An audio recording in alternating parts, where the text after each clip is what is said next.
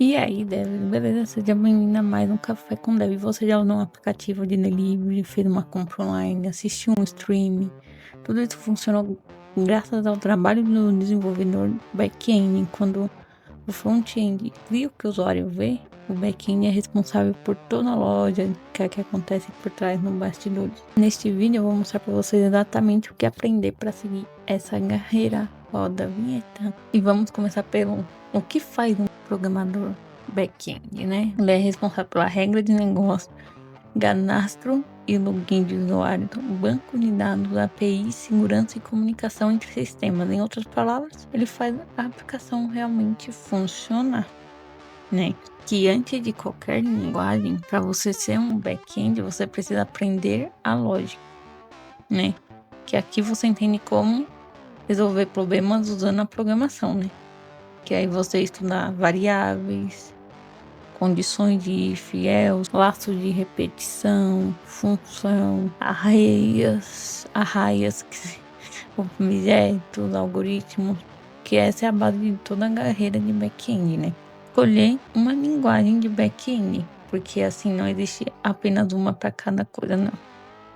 É bem expansivo nessa parte, né? E as principais que a gente tem hoje em dia que são usadas bastante é o JavaScript com Node.js, o Python, o C Sharp, o PHP, o Go e também o TypeScript atualmente. Por ele ser uma linguagem de tipagem, ele é usado tanto no back-end quanto no front-end, né? Então, eu acho que se você aprender o JavaScript, o TypeScript com Node.js, você vai ter 100% do que você precisa, tanto que é no modelo que eu vou mostrar o projeto, né? Que é o meu projeto de central de anime, né? E sobre banco de dados, a gente tem tanto o que é relacionais e não relacionais. A gente tem os relacionais, que são a parte que armazena as informações do Prostica SQL, o MySQL, o não relacionais do MongoDB e o REST. E aí você precisa aprender o que? Include, select, insert, update, delete, relacionamentos, índices. Já no caso da API, é um pouco mais longo também, porque você tem que aprender API REST, como montar DOMFUN, né? Que ele permite que a API é como uma conversação entre o banco de dados e a nuvem do sistema, né?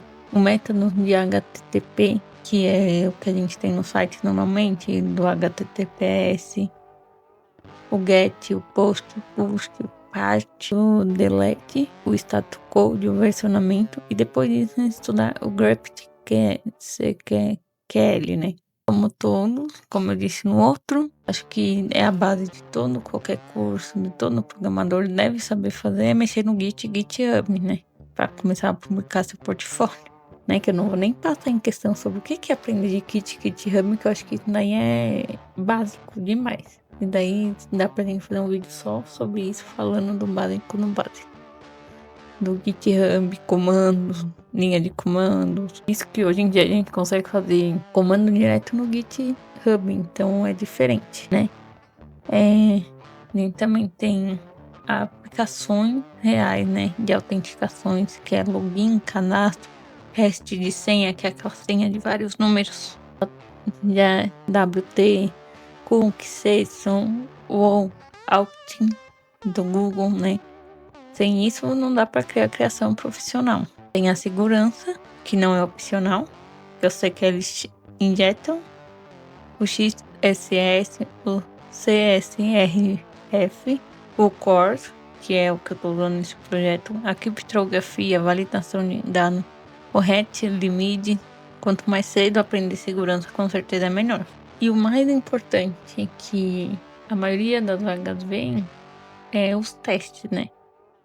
Não só teste unitário, gente. Tem que ter teste de integração, mock e cobertura de teste. E assim você reduz o erro da manutenção para quase de zero. E uma coisa que a gente tem que é obrigatório hoje em dia é o Docker, né? Que permite que a aplicação funcione da mesma forma em qualquer computador, né? Que é containers, imagem, Dockfile, Compose. E também tem a parte do Linux, já que grande parte dos servidores usam Linux, precisa ter permissões, processo, bash, navegação em pastos. Mas acho que o mais importante de todos vem agora, que é o Cloud.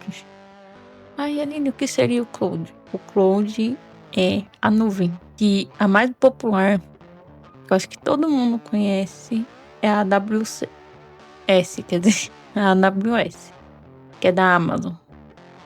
Ela é a mais popular, a mais em conta, a que mais as pessoas usam.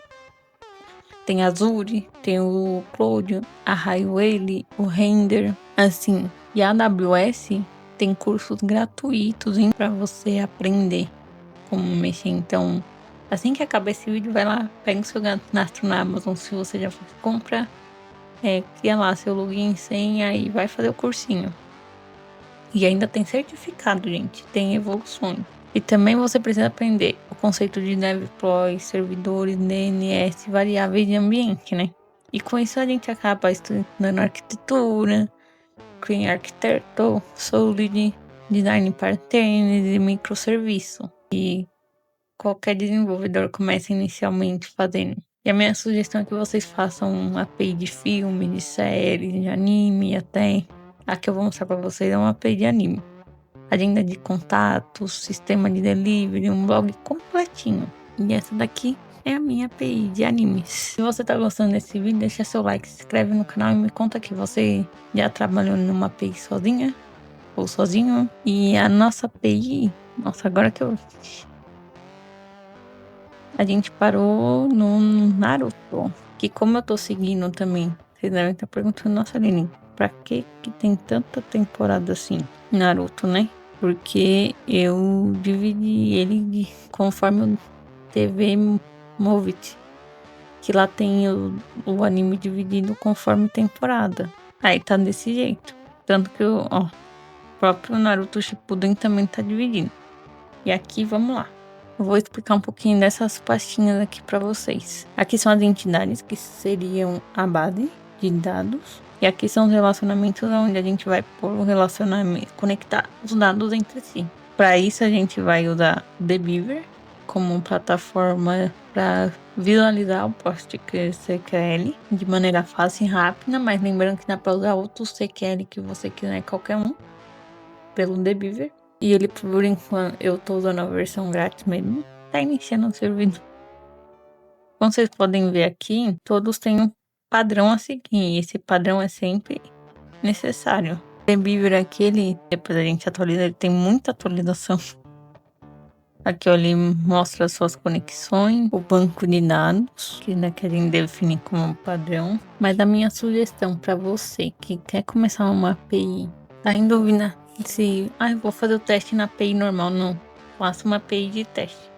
Você pega o mesmo conteúdo que você tem e joga na API de teste, ele vai reler e passar todos os testes. Assim, quando você for subir o CD, não vai atrapalhar os dados da sua rede. Antes de você fazer, ainda mais quando depois que você fazer o deploy, imagina você ter todos os dados apagados porque você foi fazer um teste, né, gente? Não dá. Essa daqui foi a que eu fiz com o Dev em dobro, chama API de Muslin, ó. E eu uso o Prisma, o Node.js e também é bastante tecnologia usada. Aqui é todas as capas que eu ainda tô adicionando. E também o TypeScript. Eu sempre uso o TypeScript. E de preferência, se você for fazer testes, usem o Vittest para TypeScript. O JS não funciona muito bem para TypeScript, tá, gente?